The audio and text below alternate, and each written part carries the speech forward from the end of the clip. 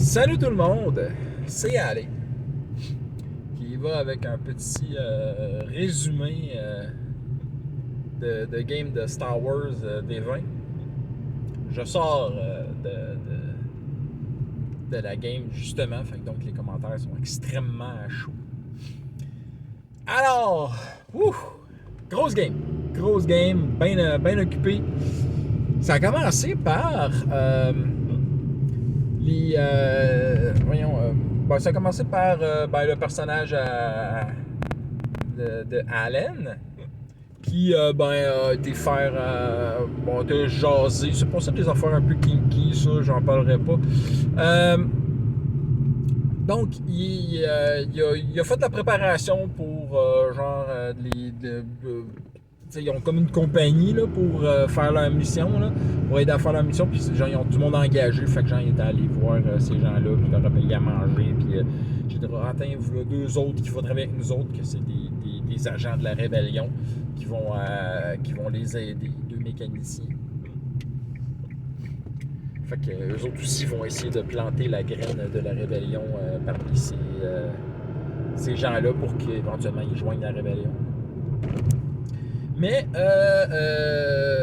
surtout, il a crafté genre une espèce de truc qu'il veut envoyer dans la tour de contrôle pendant le heist pour genre avec des flashbangs, des grenades de fumogène, je sais plus quoi. Bref, ça va. Il a réussi à le crafter. C'est une belle machine. C'est que ça va faire son effet. Le seul affaire, c'est qu'il faut trouver moyen de l'amener là.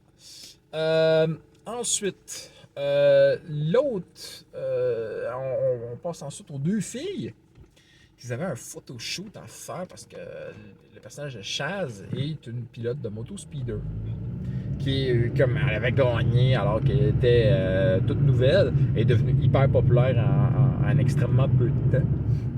Et donc, elle avait été faite faire un photoshoot. Et donc, les deux filles allaient faire un photoshoot pour faire de la popularité et aussi gagner de l'argent.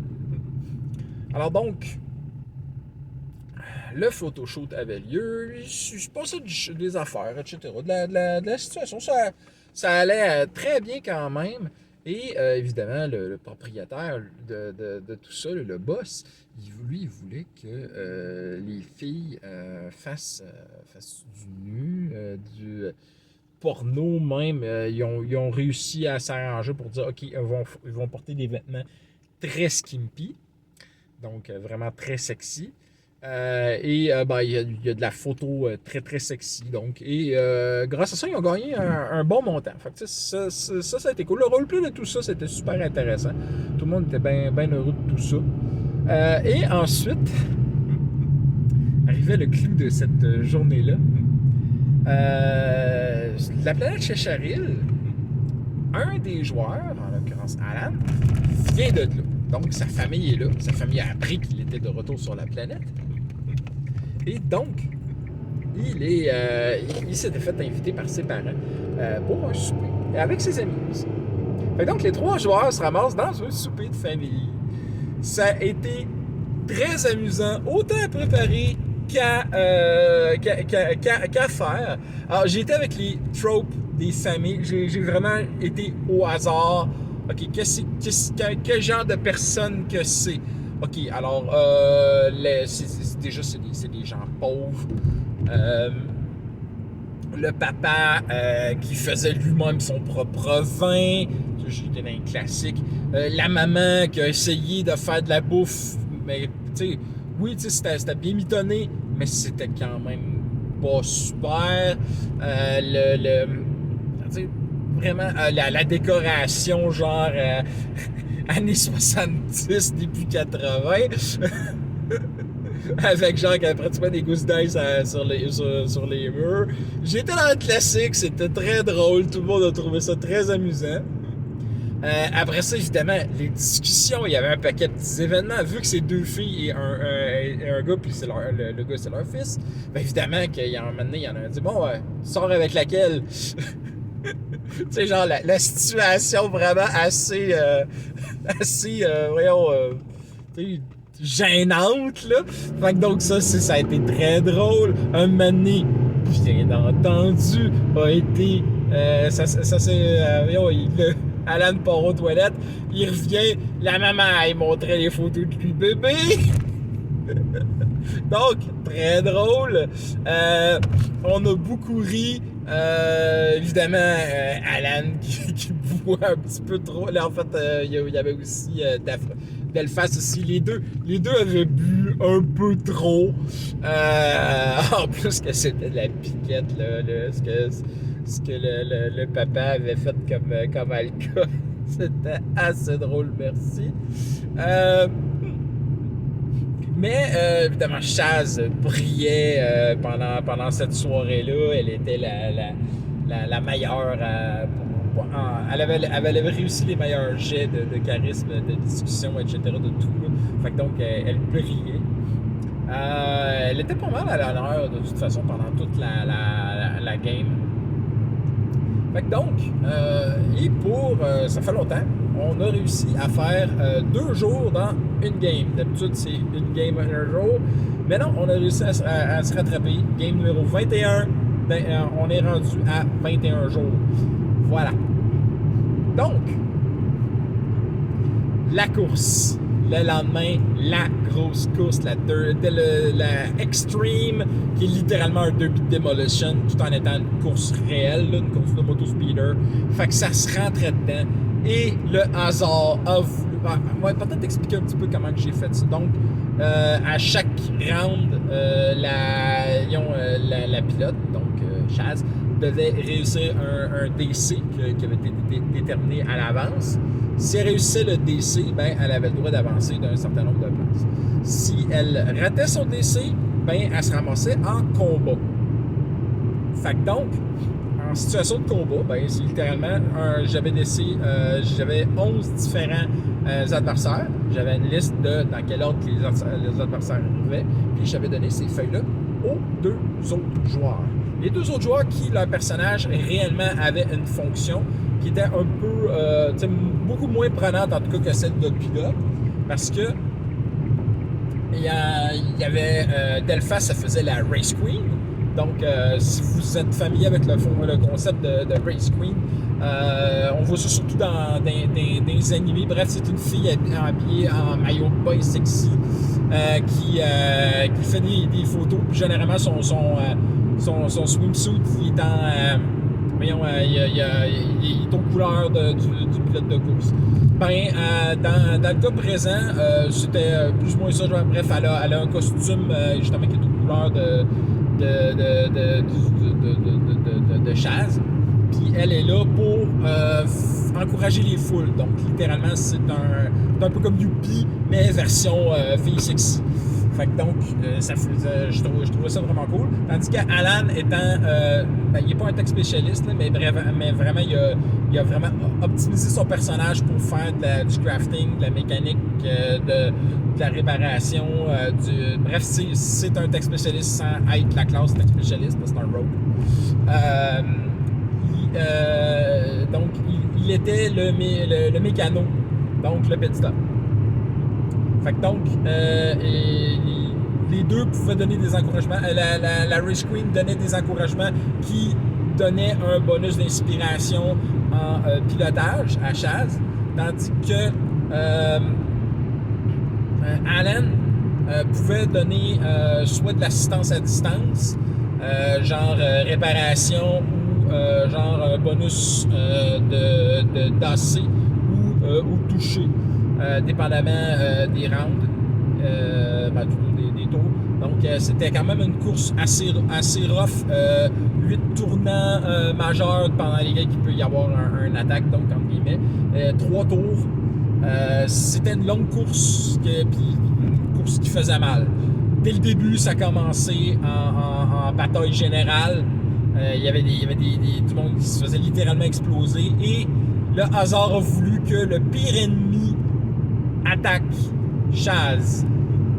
Alors, c'était le fils de Sebulba. C'était très drôle. Qui littéralement fait ça. Et c'est Joël qui devait le faire. Joël a gagné au sort. Et Joël tabarnak, je vais la tuer. Et effectivement, c'était extrêmement difficile parce que c'était un CR3. Alors que elle est niveau 2, Chaz. Fait que donc, c'était vraiment difficile. Mais, techniquement, tu sais, elle a mangé une coupe de coups. Il y avait un lance-flamme, etc. Ça a vraiment fait mal. Mais, par contre,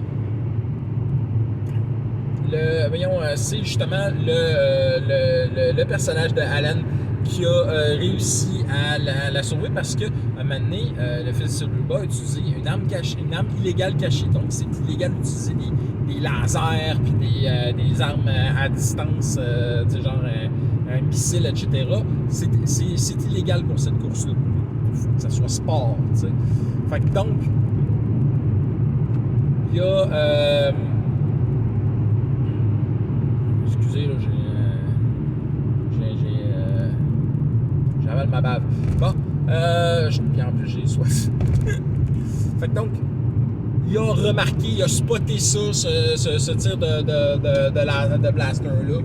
Et il l'a déclaré aux autorités qui ont, coupé à distance le répulseur du fils de Silverba, ce qui l'a beaucoup retardé.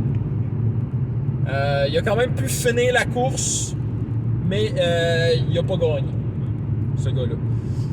Fait que donc, après ça, Chaz repart, elle grignote les places. C'est parti genre à 25e place sur 34, puis il s'est ramassé. Puis au final, elle s'est ramassée en première position. La pole position.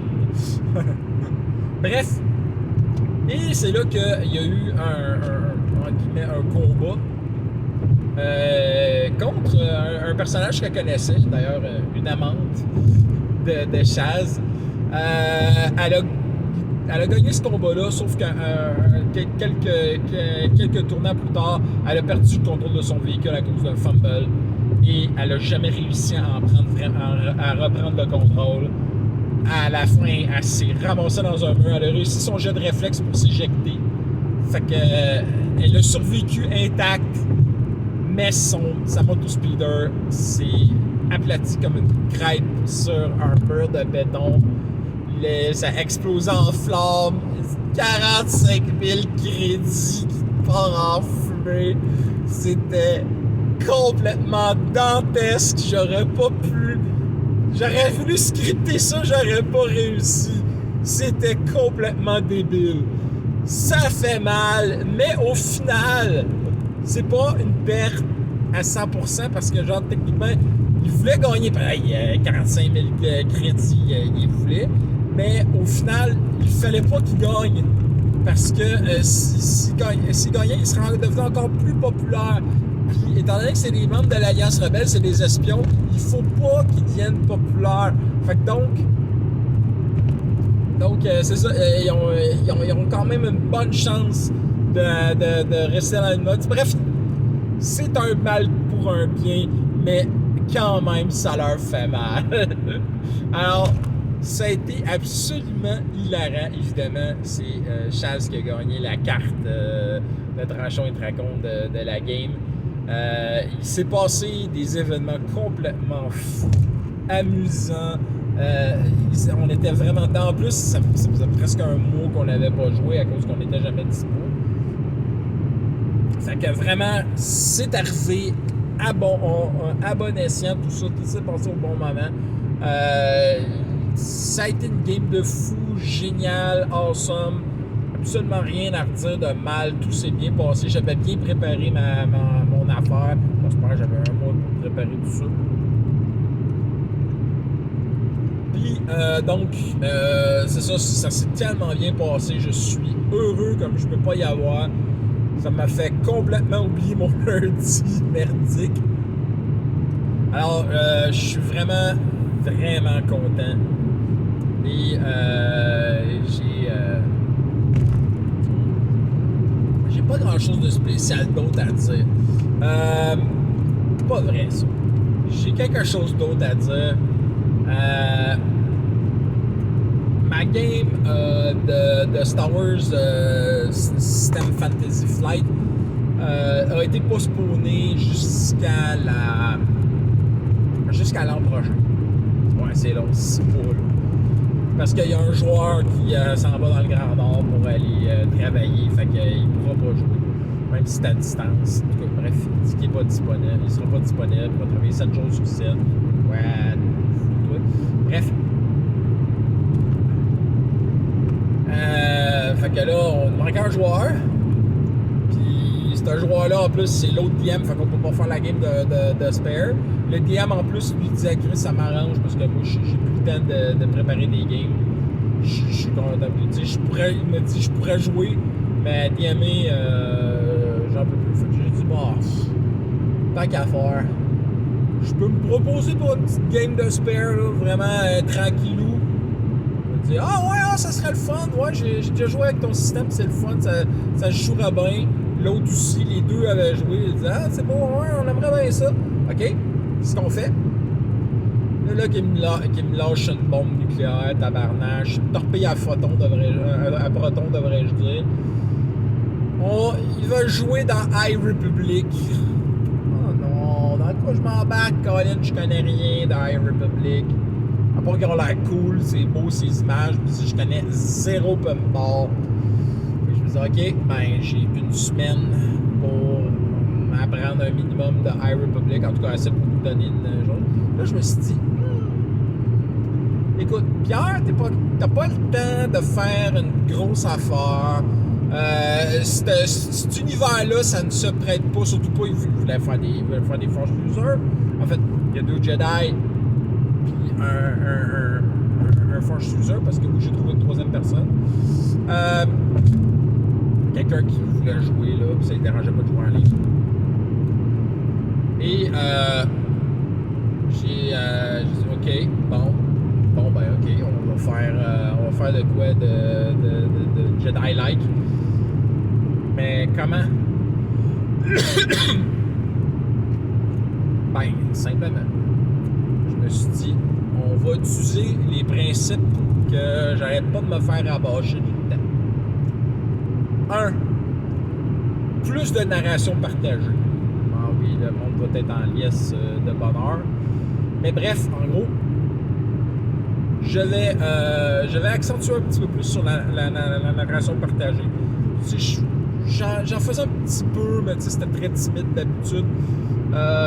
Mais là, je vais essayer de mettre un petit peu plus l'accent là-dessus. Tu sais, je vais avoir des événements, je vais avoir ma ligne directrice, mais je vais souvent demander aux gens, OK, qu'est-ce qui se passe? OK, cette personne-là, c'est qui?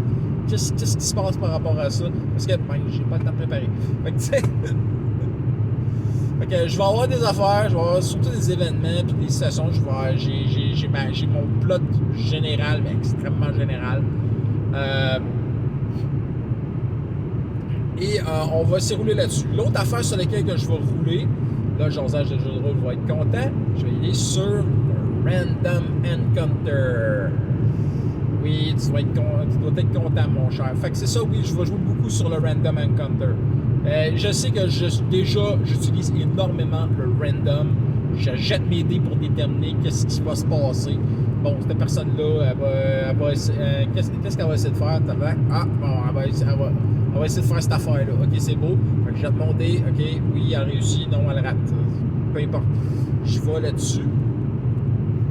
Je suis très random, mais là, je vais utiliser le Random Encounter. D'ailleurs, j'utilisais beaucoup le Random Encounter sur la game Escape from Sekasa, qui est la game avec mes collègues de travail. On est rendu à 3 games, je pense. Là. On va bientôt faire une 4e. Ça va super bien, cette game-là. Ils sont rendus sur Mantel. Ils ont vendu la navette impériale qu'ils avaient volée. Ils se sont ramassés avec une navette une navette nimodienne, là, genre de la Fédération du commerce, là, CIS, whatever. Bref, ils se sont ramassés avec cette navette-là. Une vieille cochonnerie, là, qui a des boucliers, mais pas d'armes, etc. C'est lent. Mais en tout cas, elle marche.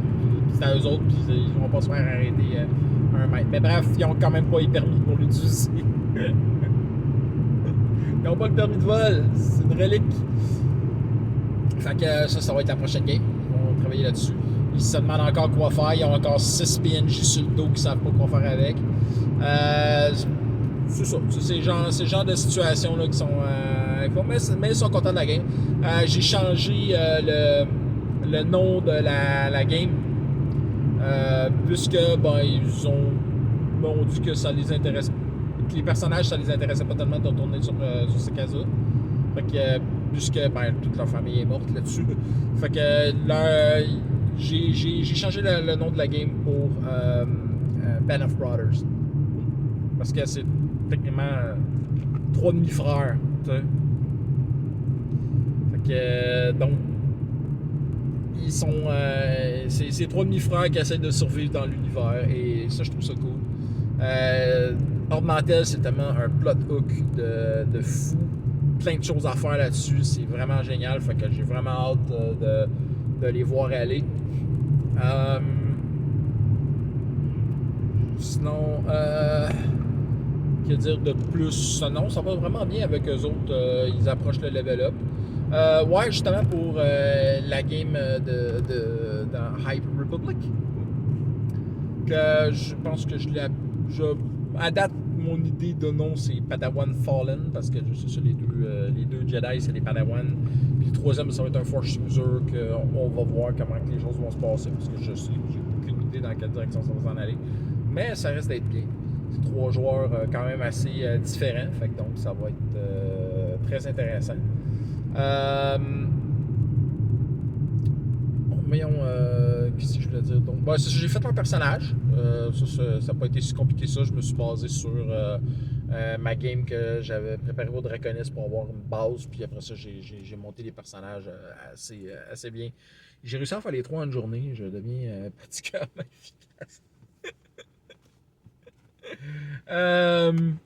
Ouais, je les ai fait quand même assez cool. Là, tu sais, genre, ils ont des lightsabers d'entraînement.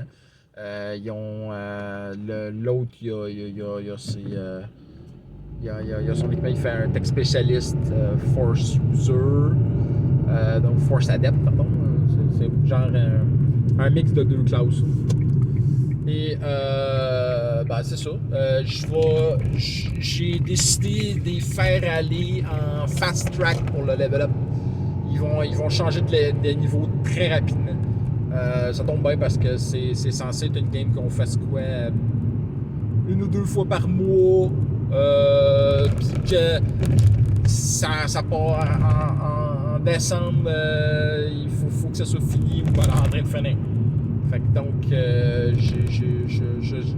comme j'ai dit, je n'ai même pas l'idée du plot looks. Je me suis légèrement renseigné sur iRepublic. Fait que donc, j'ai une bonne idée de qu'est-ce que je peux leur envoyer comme adversaire. Il y a de quoi de très intéressant. Fait que donc, mais bon, ça va avoir rapport avec la game en tant que telle. Fait que donc, je vais juste y aller puis voir comment ça va avancer ce point de vue de narrativité partagée. Peut-être que je vais m'en servir rien que pour la première game puis après je vais m'en servir avec importance et problème parce que ce que je veux surtout c'est avoir des idées. Là en ce moment j'ai pas d'idées parce que généralement quand je joue avec mes joueurs j'ai plein d'idées. Avec la game de Sekaza,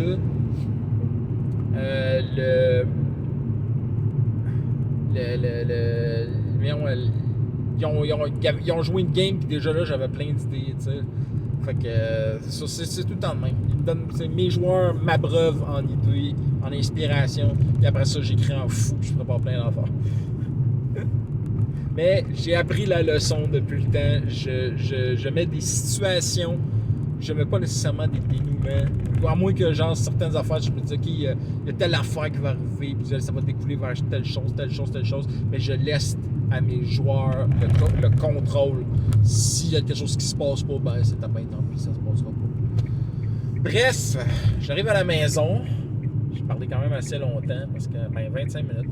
Fait que, il me reste pas qu'à vous souhaiter des critiques nombreux, des fumbles rares, puis à la prochaine.